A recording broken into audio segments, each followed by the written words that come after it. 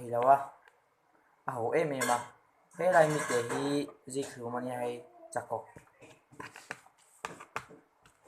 là chuan cái lâu lại chỉ là vắng hết tia còn nó chẳng chú mà lưu hi quả là mà sẽ chạy lại cho tiệm nữa tụi thế tất cả cho ấy tụi dạ các sạch lâu nhưng mà hiện vọc sẽ tùy có cho mà mê về các chuan cái number đầu với số lên đầu phone đâu nha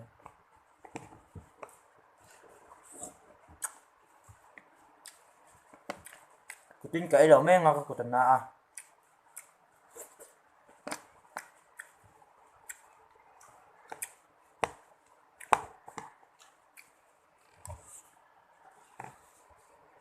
Suốt con lòng chuột vào nghe thấy không được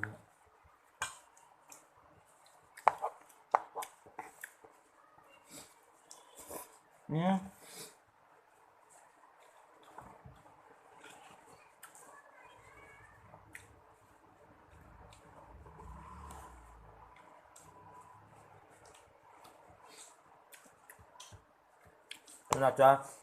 tôi còn là xô đó còn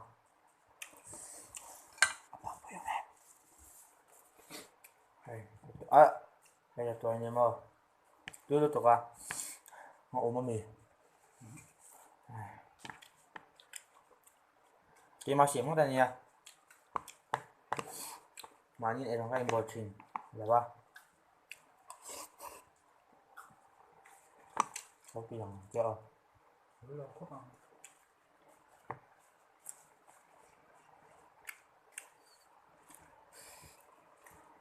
xuân chơi đón choàng trong trang ấy là ba đi ra ngoài tuồng này tiền tốt đâu vậy thì còn hay nào để chụp ra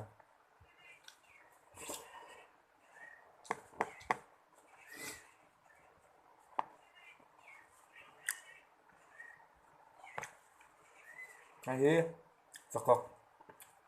xin class ông chuyển cho nên sẽ ăn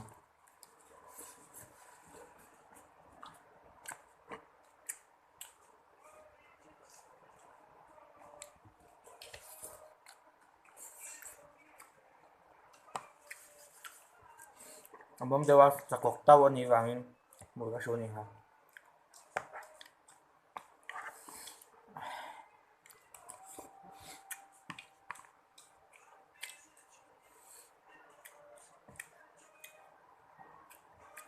mà cho như cái ngâm rồi không phải làm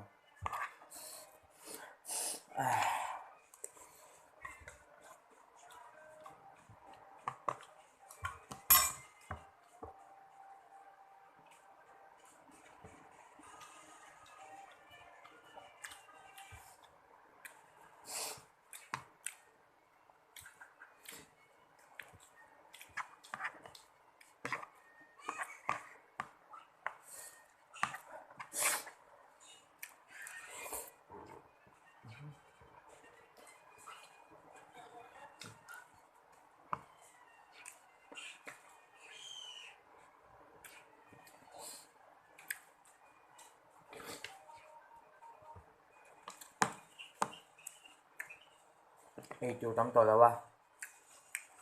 lần rồi với mà xe vật sạch tuyệt là tuy tao con này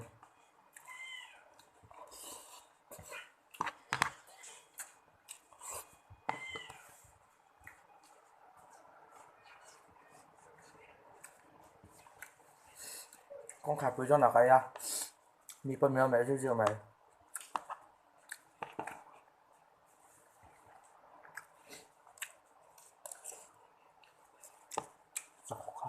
chọc có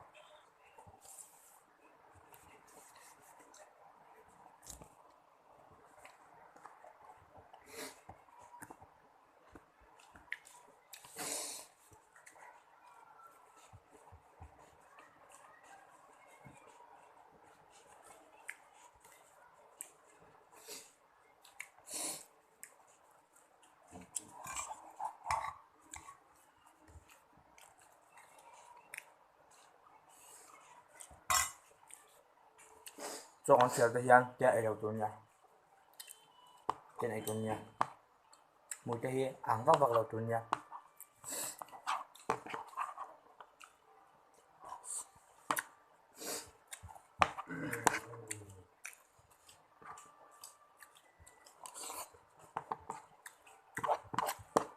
tại tụi em mình cần nói chọc về đó bạn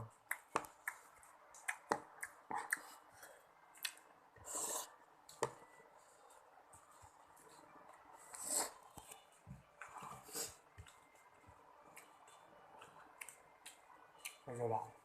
mình xem chuyện cái đó nữa kêu tiếp theo là sự ngon không à uống cái chuyện sự thôi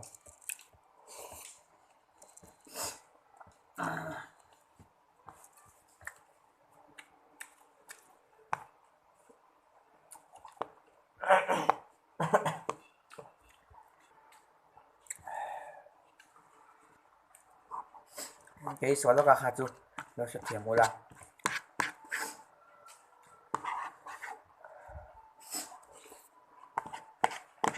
또 그 Sunday니야 왼쪽 것은 와ling suna còn ấy liền à tuần ấy chỉ còn ấy tuần chỉ thấu năng chú chỉ bộ chỉ tóc là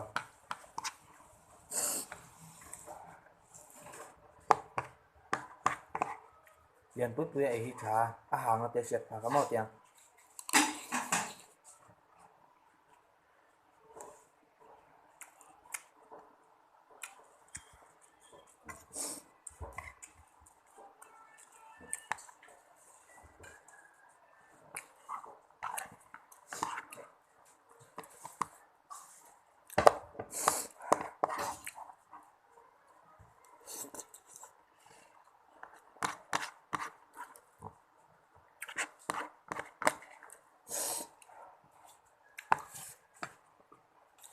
mùi có mâm đồ về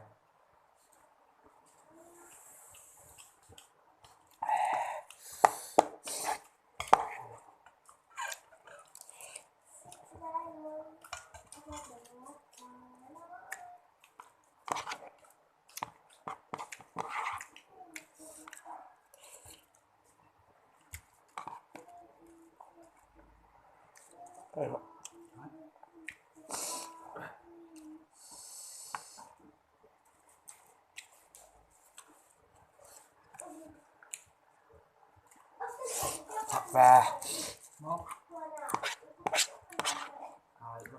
trời lại cho tùy lẩu tù nhé tùy cho chuan trời lại đủ là kẹo đũa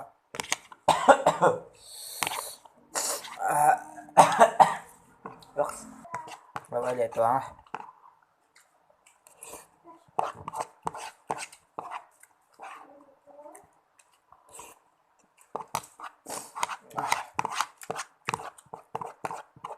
tụi nó chu đặt con này ra bồi thiệt